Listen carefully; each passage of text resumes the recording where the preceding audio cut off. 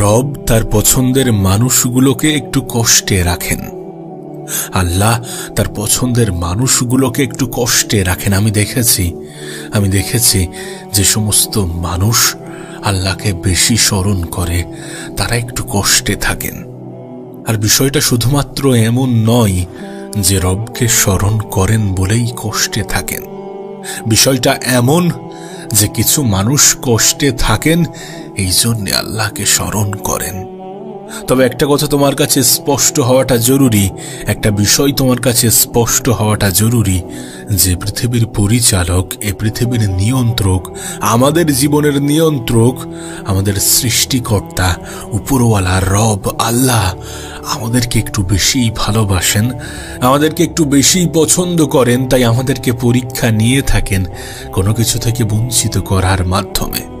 তিনি তাঁর পছন্দের মানুষগুলোকে কোনো কিছু থেকে বঞ্চিত করার মাধ্যমে পরীক্ষা নিয়ে থাকেন, আর কিছু মানুষকে কোনো কিছু দেওয়ার মাধ্যমে পরীক্ষা নিয়ে থাকেন। আসলে তিনি চান যে আমরা তাঁকে স্মরণ করি। আর আমরা যদি সবকিছু জীবনে পেয়ে যাই, যদি কোনো অপূর্ণতা, যদি কোনো ঘাটতি না থেকে যাই, তাহলে আমরা তাঁকে স্মরণ করব না। তিনি এটা অনেক ভালো জানেন। মানুষ তার খারাপ সময়গুলোকেই রবকে স্মরণ করে, আল্লাহকে স্মরণ করে। তিনি এটা জানেন যে যখন খারাপ সময় আসবে তখনই মানুষের অন্তরে আমার নাম ভাসবে। যখন খারাপ সময় আসবে তখনই মানুষের দিমাগে, মস্তিষ্কে আমার নামটাই আসবে। হতে পারে এটাই কারণ যে আমরা তাঁকে স্মরণ করি। সেই জন্য তিনি তাঁর পছন্দের মানুষগুলোকে একটু কষ্ট দিয়ে থাকেন। কিন্তু দুর্ভাগ্যবশত কিছু মানুষ এটাকে অভিশাপ মনে করে। কিছু মানুষ ভুলবশত হোক বা নিজের ইচ্ছায় উপরওয়ালাকে অভিযোগ করে, নিজেকে অভিশপ্ত মনে করে। না, বিষয়টা মোটেই এমন নয়। আমি দেখেছি মানুষ যখন সহজে অনেক কিছু পেয়ে যায় তখন আল্লাহকে ভুলে যায়। আমি দেখেছি যখন রেজাল্ট দ্রুত আসতে শুরু করে তখন মানুষ আল্লাহকে স্মরণ করার পরিবর্তে সেটা নিজের যোগ্যতা মনে করে। আমি দেখেছি অভিযোগ করার সময় রবের কথাই মনে হয়, আর যখন কিছু পেয়ে যায়, যখন কিছু অর্জন হয়, তখন সেটা নিজের কৃতিত্ব মনে হয়।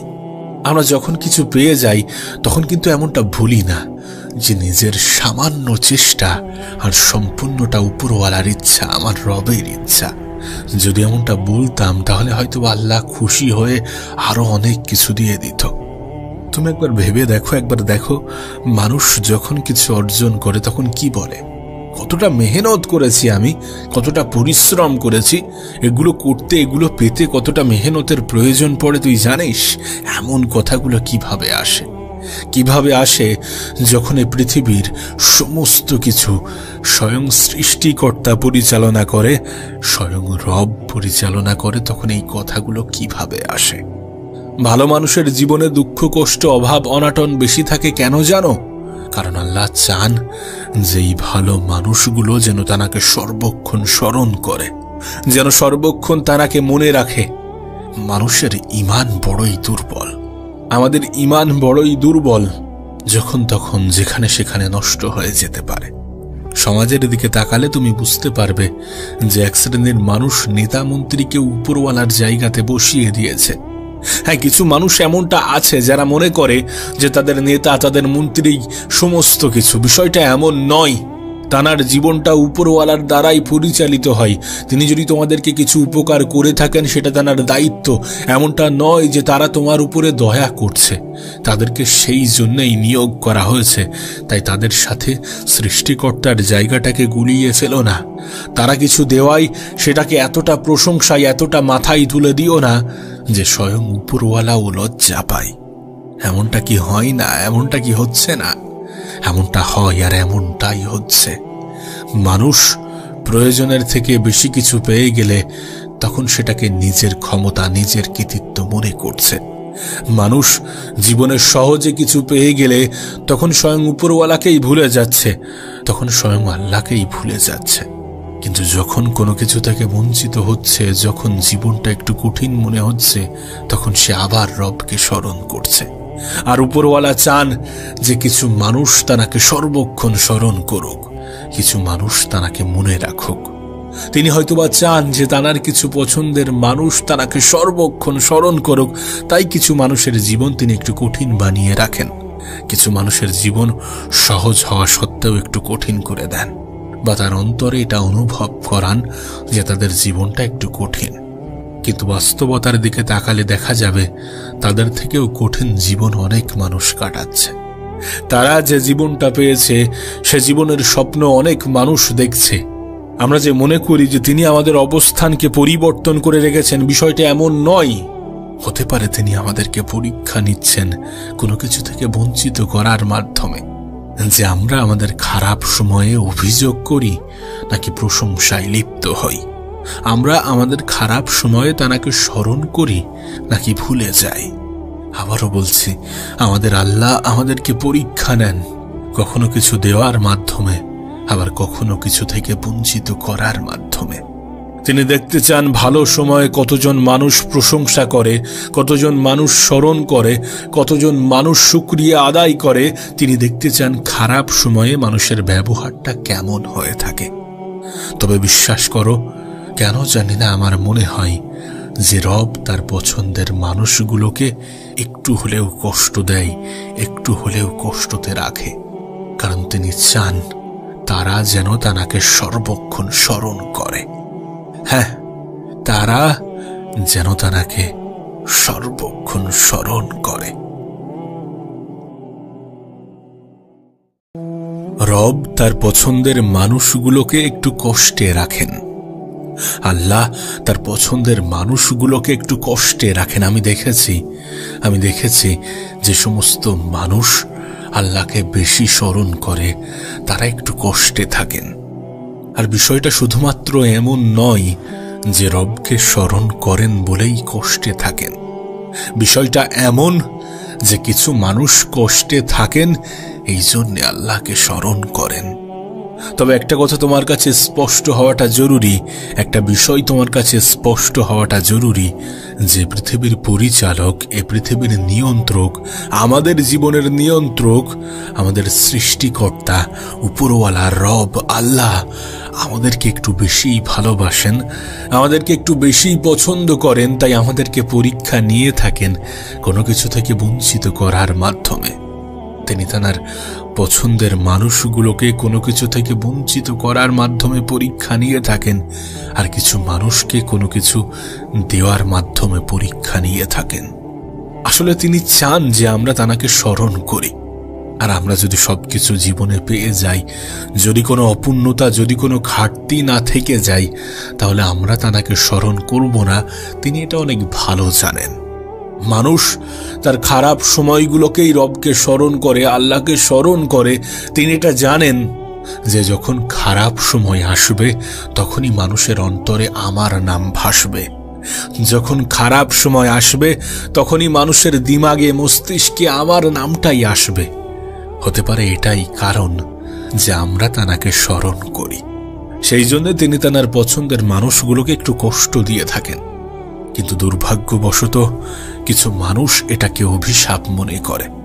কিছু মানুষ ভুলবশত হোক বা নিজের ইচ্ছায় উপরওয়ালাকে অভিযোগ করে, নিজেকে অভিশপ্ত মনে করে। না, বিষয়টা মোটেই এমন নয়। আমি দেখেছি মানুষ যখন সহজে অনেক কিছু পেয়ে যায় তখন আল্লাহকে ভুলে যায়। আমি দেখেছি যখন রেজাল্ট দ্রুত আসতে শুরু করে তখন মানুষ আল্লাহকে স্মরণ করার পরিবর্তে সেটা নিজের যোগ্যতা মনে করে। আমি দেখেছি অভিযোগ করার সময় রবের কথাই মনে হয়, আর যখন কিছু পেয়ে যায়, যখন কিছু অর্জন হয়, তখন সেটা নিজের কৃতিত্ব মনে হয়। আমরা যখন কিছু পেয়ে যাই তখন কিন্তু এমনটা ভুলি না যে নিজের সামান্য চেষ্টা আর সম্পূর্ণটা উপরওয়ালার ইচ্ছা, আমার রবের ইচ্ছা। যদি এমনটা বলতাম তাহলে হয়তো আল্লাহ খুশি হয়ে আরো অনেক কিছু দিয়ে দিত।